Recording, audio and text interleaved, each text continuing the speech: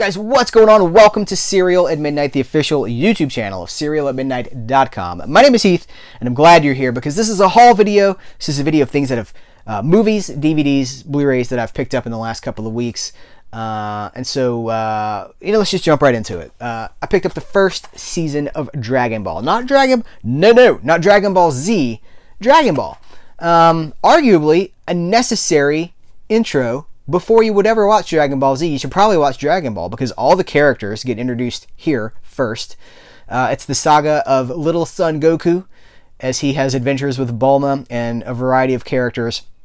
It's not yet a martial arts show. I know that it will be, but in this volume, this is season 1. It's 31 episodes, and it is really very whimsical, very fantasy, mythology driven. It is not a serious show. It's not a gritty fighting show. Again, it will probably turn into that because I know where things go. But I've never seen this show.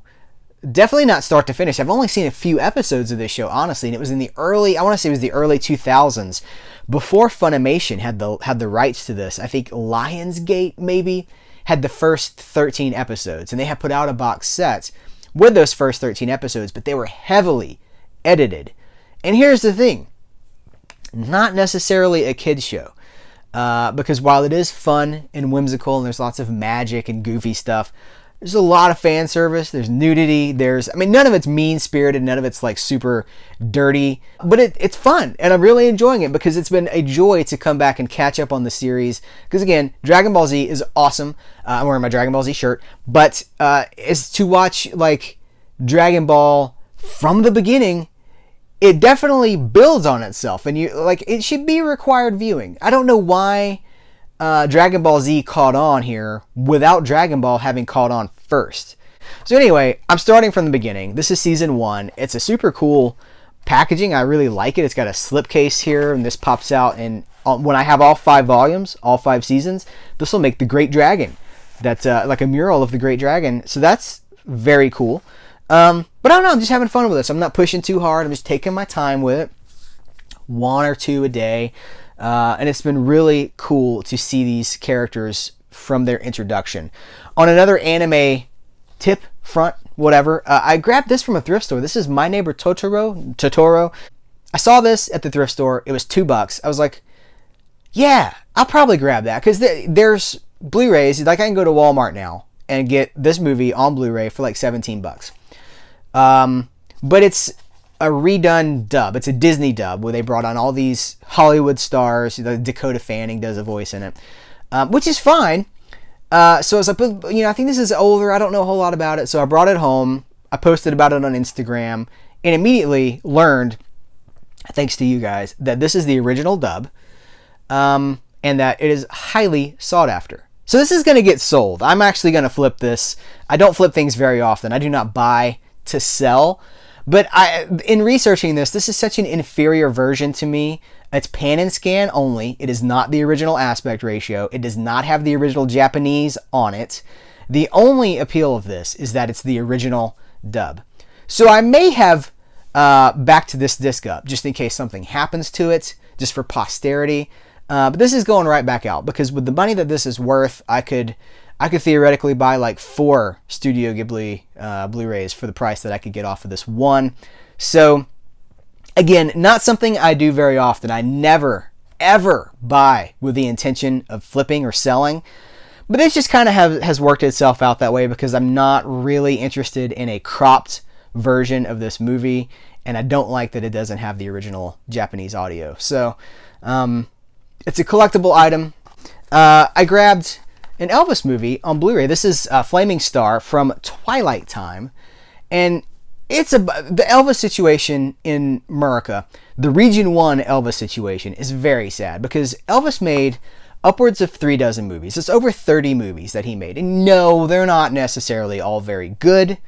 That's not the point of an Elvis movie. The point of an Elvis movie was similar to the point of the beach movies from American International Pictures, which was, let's get attractive people in bathing suits on the beach. They'll sing some songs. They'll have a good time. They'll dance. It'll be kind of provocative, but not really because it's very safe. Like if you go back and watch those American International movies, very tame. You can't deny that it's kind of subversive for its time, but no one gets hurt, no one's getting pregnant, no one's going into the back room, things aren't happening. It's kind of innocent. And that was the goal of a lot of Elvis movies, and I love that. I think we absolutely need that. They're candy bar movies. They were never meant to be The Godfather. They were never meant to be a meal. Most of the Elvis movies were meant to be fun, quick diversions with pretty women, pretty destinations, cool music, and then you're out. And that's it. And I think that that's okay. I think we need to say that's okay. But then he did make some other decent movies. I mean, I think he had Elvis had aspirations of being an actual Hollywood star. King Creole, I said that weird. King Creole is my favorite Elvis movie. He is a pistol in that movie. If you haven't seen that, he's dangerous. He's kind of angry. Jailhouse Rock is really good too. I like that one as well. But I think King Creole, if he had continued at that trajectory, he would have really been a force to be reckoned with on movie screens. But there aren't a lot of Elvis movies on Blu-ray, and that's a bummer. I think 10 or less, really. So I do have most of his movies on DVD, but I was happy to upgrade it to Blu-ray. There was a Twilight Time sale going on the last couple of weeks at the end of the year last year, and this was very cheap. So I was able to pick it up, and I'm going to be doing some importing soon. I need to do a video. This has been requested, but I need to do a video about importing movies from other countries. That Hammer box set that I bought, you guys, I bought that from Amazon.co.uk. It wasn't. I didn't realize I didn't say that in the video, but I import things all the time. I'll import from all over the world. I do not have a region-free Blu-ray player. I have learned that usually some region has that movie in either a region-free pressing or just a region-friendly version that's not encoded at all, or whatever.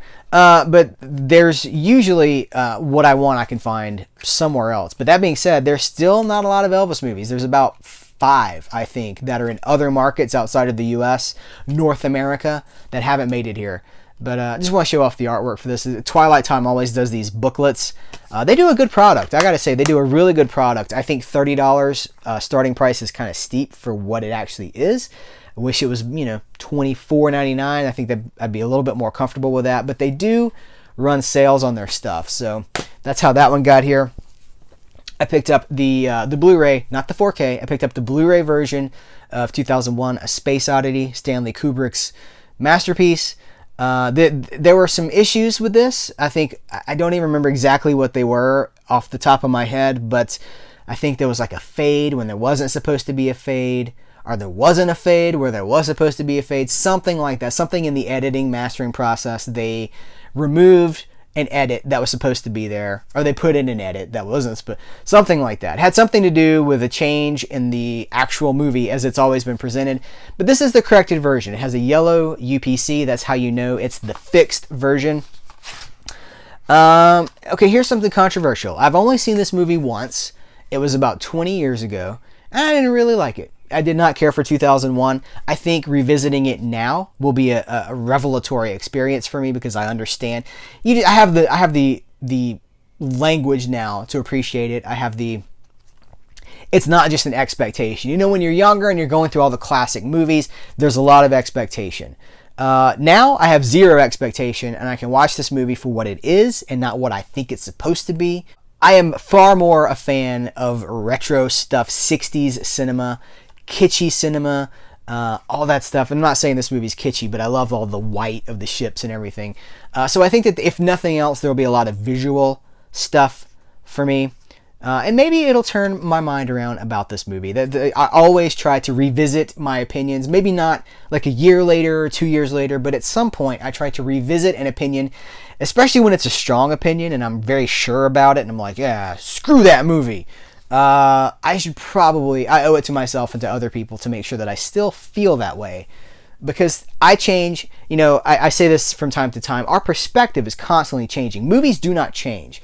You don't watch a movie from 1954 and expect it to relate to you now. You do have to kind of watch a movie on its terms and not your terms. And sometimes that's hard to do. When you're 17 years old, that's hard to do. When you're 40, it's a little bit easier because you have more experience. You've seen more. The bigger your scope of movie input, the more you're able to appreciate and understand things. So as movies are fixed, we are constantly changing. Our perspectives are changing. The more we live, the more we learn. That's just a little movie lesson. I'm not trying to be preachy, but that's just something that I've learned in my fandom of movies. I was lucky enough to grab the Bob Newhart Show Season 1. Now, you guys, in a thrift store video, I told you that I had found 2, 3, and 4, seasons 2 through 4 at a thrift store for 59 cents each. I did think I also mentioned in that video that I had found Season 1 on eBay. I paid $5.99 for this shipped. $5.99. So now I have seasons 1 through 4 of the Bob Newhart Show. 2 seasons left. Mill Creek Entertainment putting out fantastic stuff. One of my favorite studios of all time. You guys know that. And they sent me these things. So I got World War II. What is this called? World War II: Behind the Front Lines of the War That Shook the World. And this is a collection of documentaries about why can't I say that? World War II. And it's several sets. This is like, it's 23 hours and 29 minutes. So almost an entire day's worth of content. I've been working on it, but it's a lot of stuff to get through. So there's World War II, The War That Shook the World, The Finest Hours of World War II, Combat Aircrafts, and Waves of Freedom. I have the big shadow box war collection. I can't remember what it's called at this exact moment. It's downstairs. I think it's called In a Time of War, or In Times of War. But it's 50 DVDs. I think it's out of print now. And 4 of let's see. The bottom line is most of what's here is also in that huge box set. The Dawn of War, The Fight for Freedom, and Combat Aircrafts. Those are all presented on that 50 DVD war documentary set. But Waves of Freedom, Disc 6, that is exclusive. As far as I know, that is not in that. Actually, I know it's not in that set, and it is here on this. So that is the reason for me to really cherish this, because it has exclusive. It says Waves of Freedom is a captivating adventure documentary that recounts a post-war story of U.S. volunteer sailors recruited to break the British naval blockade of Palestine. So that's interesting to me. I will say that some of this other stuff here, The Dawn of War is 11 episodes, and then The Fight for Freedom is 10 episodes, and they are as dry as toast. They were done using public domain footage of, some of it's wartime footage, some of it's not, some of it's just public domain footage of like people walking down streets in black and white. But the narration is like, it's like someone's reading a textbook. There's very little life to it. There's very little narrative taken with it. It's just very dry. It is incredibly difficult to get through. The information is good, but it's presented in a way that is not very appealing to me. However, Combat Aircrafts, I give a thumbs up, and I have not watched Waves of Freedom yet. I'm still working on the the documentaries that I was, the Dawn of War and The Fight for Freedom. The Waves of Freedom is the other thing that was really appealing to me about that. But having said all of that, I mean, this is brand new from Mill Creek. I think it just came out about a week ago, and the price is very low. So if you're interested in World War II history, this is a great education in a box. On the same note, Trail of Tears is a documentary set about basically the plight of the Native American. It's multiple documentary series. Narrated by James Earl Jones, Wes Studi, and James Garner. I'm very excited about this. It's endorsed by the Cherokee Nation. This is basically the history of the Native American people over multiple documentaries, over 14 hours chronicling America's indigenous people. Trail of Tears, The Cherokee Legacy, Native American Healing in the 21st Century, Black Indians, An American Story, Our Spirits Don't Speak English, Indian Boarding School, and Native America, Voices from the Land. That as a Western heritage fan, as an American heritage fan, history guy, I was a history major in college, history education actually. This is super appealing to me. And then this one is so my jam. I was able to get my hands on Robin Hood Origins. I talked about this in a previous video when I announced that it was coming out. It's in my Robin Hood video. I talked about how this was coming out and how excited I was about it. This is it's 4 Robin Hood movies and 1 movie that might as well be a Robin Hood movie. It's The Bandit of Sherwood Forest, The Prince of Thieves, The Black Arrow, Rogues of Sherwood Forest, and Sword of Sherwood Forest. Now, 3 of these are Columbia Studio pictures about Robin Hood from the late 40s to, I think, 1950. And one of them, The Bandit of Sherwood Forest, is fantastic. It's my favorite of the whole bunch. Really like it. The Black Arrow is not a Robin Hood movie, but it's about a guy who comes back from the War of the Roses. It's in black and white. The rest are in color. By the way, Bandit of Sherwood Forest is 1946, and it is in luscious Technicolor. Looks fantastic. Serves as basically a direct sequel to the classic Errol Flynn movie. But The Black Arrow is a black and white movie about a guy who comes home from the War of the Roses, finds that there's injustice being perpetuated upon his people, his family, so he picks up the fight. It's very short. All these movies are under an hour and a half, but it's very cool for its inclusion here. And I will say one of the main reasons that this is exciting is because the Black Arrow is a movie that has only ever had 1 DVD release, and it was from a on-demand like a Sony on-demand service, kind of like Warner Archive, where you would, it's like $20. You pay your money, you get a burned DVD-R. This is the first pressed DVD ever of The Black Arrow. So Mill Creek, if nothing else, there are plenty other reasons to be excited about Mill Creek, but if nothing else, that's a cool one right there. And then Sword of Sherwood Forest is the Hammer movie about Robin Hood that has Richard Green, the TV Robin Hood from the 1955 to 1960 TV series, as well as Peter Cushing, my man Peter Cushing, as the Sheriff of Nottingham. It's great. I've written a review for this at serialatmidnight.com. I'll link to it in the description of this video below. I would encourage you to read it because I don't really have time in a video to do justice to how cool I think this is, but as a Robin Hood fan, this is a gift. These are movies that were basically lost to us. They were out of print, they were obscure, and here they are, popped right back up, affordable, good presentations. So check out my review at serialatmidnight.com. I'm really excited about this collection. It's one of my favorite. I know 2019 just got started, but it's already going to be on my best of list for the year because I love it. It's 4 Robin Hood movies and another movie that I'm a super big fan of. The last thing is kind of related to that. I was able to grab the complete Robin Hood series. This is the BBC Robin Hood series from 2000. When was this? Does it have years on it? It does not have years on it, but you guys know, right? It was the mid-aughts, mid to late aughts is when this came out. This is, I think it ran for 3 seasons. And this is a repack because there has been a version of this available before, but it was expensive. BBC stuff, as has been pointed out by you guys in the comments, BBC home video releases they're expensive. Now, sometimes it's justified in the case of Doctor Who because there's a lot of restoration work and things like that. But, dropping, $100 or something like that for a TV series from BBC can be cost prohibitive or just kind of daunting. This is new. This repacked version is new.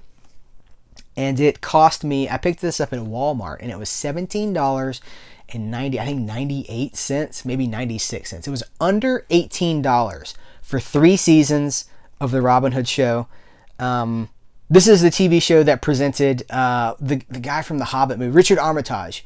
Thorin Oakenshield was in this series.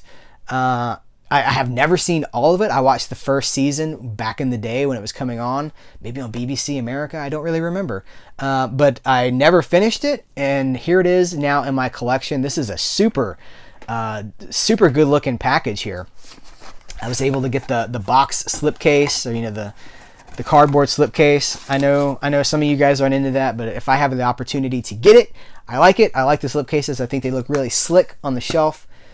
So that's the haul for this time around. Let me know what you guys think. Have you scored anything cool lately? What are some of your favorite releases? As I record this video, Waterworld, the Arrow version of Waterworld, is just days away. and I pre-ordered it months ago and haven't heard a word about it. Had no shipment notifications, nothing like that. So I'm starting to get a little bit concerned, isn't the right word, because I know that I'll get it. But as a content creator for YouTube, it sure would be nice to get that relatively close to when it's coming out, so that I could report on it to you guys. But I'm excited about that one. That's the next thing that's coming in, as far as I know. I'm just chomping at the bit to have it in my hands. So guys, that's it. Thank you. I appreciate you so much. Thank you to the Patreon subscribers. Content should be up within the next 24 hours if it's not already for the Patreon supporters. Exclusive Patreon video feed, as well as a bunch of other benefits. So if you want to know more about that, check out our Patreon page. Check us out on social media, Serial, at Serial Midnight on Twitter, at Serial Midnight on Instagram.